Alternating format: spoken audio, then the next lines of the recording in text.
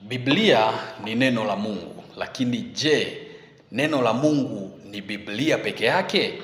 Yaani Mungu hakusema mengine ambayo hayapo katika Biblia? Sikutishi, lakini tunatakiwa kuuliza maswali haya kwa nia ya kujifunza. Nia sio kuichallenge imani, nia ni kujifunza. Karibu sasa, leo tujaribu kuangalia kitu gani ambacho mimi nimekiona mpaka nikajiuliza swali hili.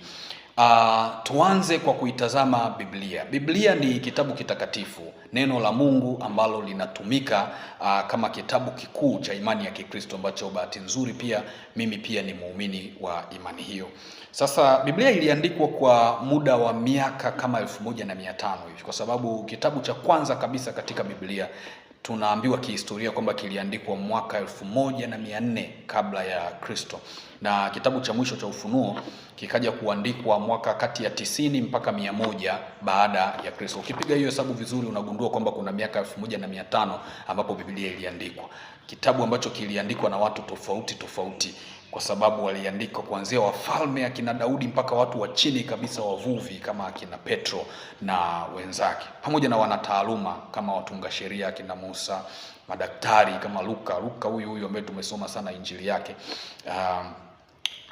Alikuwa ni daktari, lakini walikuwepo manabii kadhaa ambao waliandika nyaraka mbalimbali ambazo ndio zikaja kukusanywa na ikatengenezwa Biblia.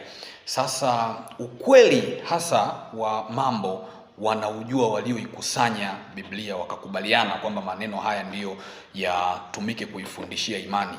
Na kwa kuwa walikusanya hivi vitabu, tunaamini kuna vingine waliviacha, na vipo kwa sababu ukiangalia kwa mfano Biblia ya Kikatoliki inavyo vitabu vingine, kuna vitabu 66 ambavyo vinazungumzwa sana, vipo sana katika Biblia nyingi za Kiprotestanti, lakini kuna Biblia nyingine ambazo zina vitabu hata zaidi, na hata hizo ambazo zinavyo vitabu zaidi, vipo vitabu vingine ambavyo pia havipo. Je, halikuwa neno la Mungu hili? Nimejaribu kupekua mahali nikakuta maandiko yanasema kwamba waliokubaliana kwamba hii ndio hiyo Biblia walichagua maandiko ambayo yanakubaliana. Na mimi nakubaliana nao, kwa sababu tusingeweza kuwa na kitabu kimoja cha kufundishia imani moja ambacho ndani yake kina maandiko yanayokinzana, yanayopingana. Kwa hiyo viko vitabu vingine, na mimi naamini pia navyo yawezekana sana kwamba vilikuwa ni neno la Mungu, na vingine ni vya siri, nasemekana kwamba ni siri zimefichwa na watu, lakini mimi naamini pengine navyo vilikuwa ni neno la Mungu, labda haujafika tu wakati wake. Lakini pia watu wameendelea kuandika baada ya Biblia mpaka